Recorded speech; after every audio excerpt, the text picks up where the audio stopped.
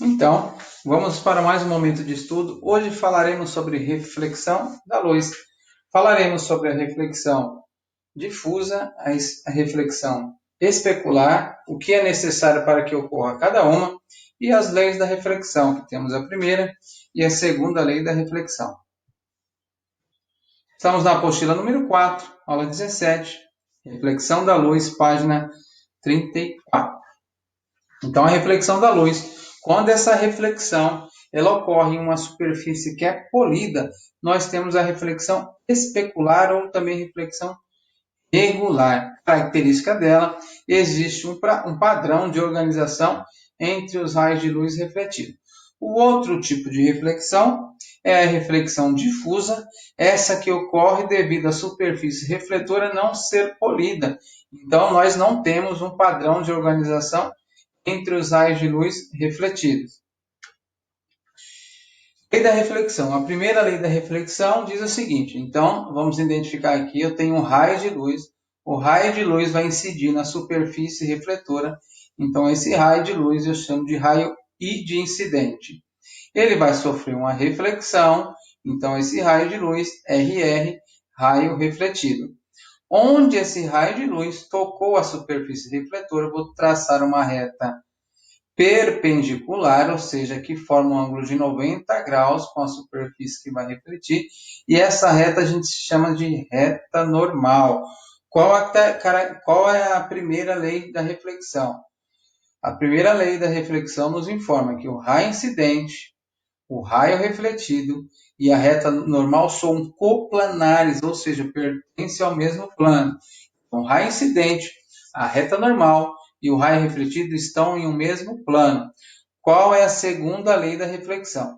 Nós temos esse θi, que nós vamos chamar de ângulo de incidência, θr, ângulo de reflexão. O ângulo de incidência sempre será igual ao ângulo de reflexão. θi sempre vai ser igual ao nosso θr. Espelho plano. Então, nós vamos ter imagens formadas. Então, quais as características dessas imagens formadas? Primeiro, teremos uma simetria em relação ao nosso espelho.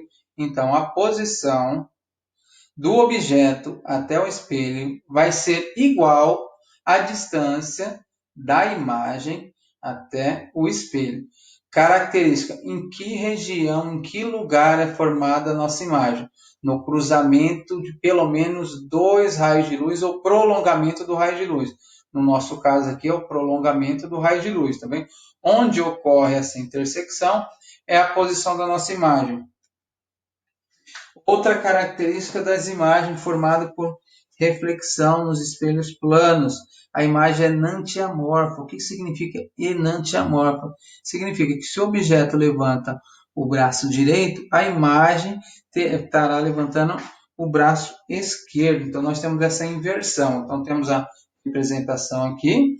O objeto, a mão direita, é refletido. Aqui é a imagem da mão direita, que é idêntica com a mão esquerda. Isso que é uma imagem enantiamorfa.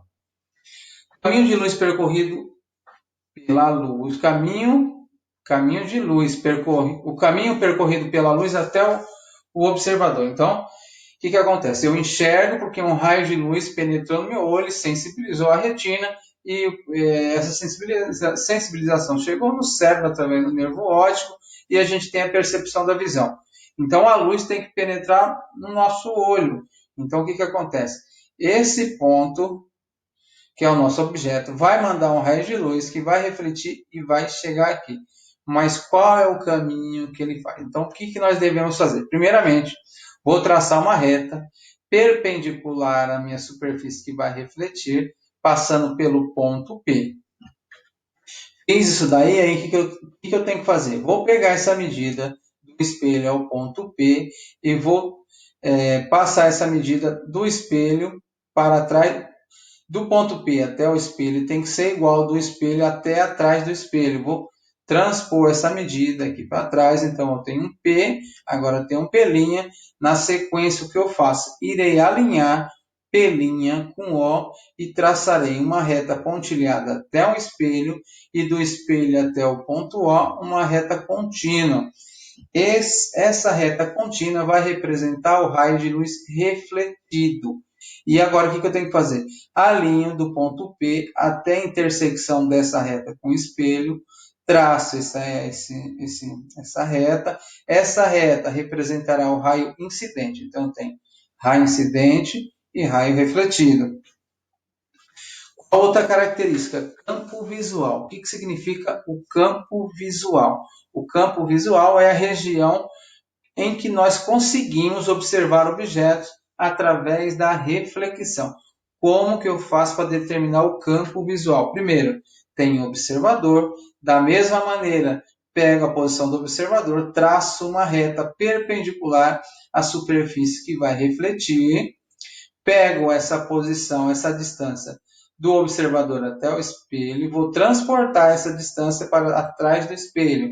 Então, eu tenho um ponto O, um ponto O', agora eu vou alinhar o meu ponto O com as extremidades do espelho e vou traçar retas tracejadas. Então, a região entre essas retas tracejadas é a região pela qual conseguimos observar objetos por reflexão, chamada de campo visual. O campo visual é a região onde é possível visualizar os objetos a partir da reflexão. Exercício 1. Um raio de luz incide em uma superfície perfeitamente polida, formando um ângulo de 60 graus com a superfície, como mostra a figura. Determine o ângulo entre o raio de luz incidente e o raio de luz refletido.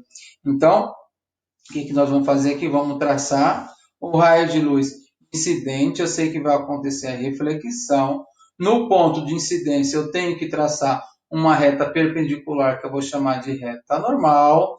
E à esquerda eu tenho θi, que é o ângulo de incidência. Para a direita, θr, que é o ângulo de reflexão. θi mais θr é o que eu preciso saber para responder meu problema. Qual o ângulo formado entre o ângulo incidente e entre o raio incidente e o raio refletido. Então, o que nós verificamos aqui na geometria? Eu tenho um ângulo de 90 graus. Daqui até que eu já tenho 60, mais θi tem que dar 90, logo θi é 30. Mas θi é igual a θr, então eu tenho 30 aqui, então o ângulo formado entre os dois raios, do incidente e de refletido, vale 60 graus. 30 mais 30, 60. Resolvido o exercício 1. Exercício 2. No desenho a seguir, determine o ângulo de reflexão. Então, vamos traçar novamente. Traço a normal, traço o raio refletido e venho com as informações. Tracei a reta normal, para a esquerda eu tenho um ângulo de incidência, para a minha direita ângulo de reflexão. Então, o que eu tenho? A reta normal é perpendicular à superfície de contato, tem ângulo de 90 graus, 30 graus aqui embaixo, então, para formar 90, me falta 60. θi vale 60, θr também vale 60, que é o nosso ângulo de reflexão, que vale 60 graus. Pessoal, terminamos a nossa aula 17. Até amanhã. Um grande abraço para todos.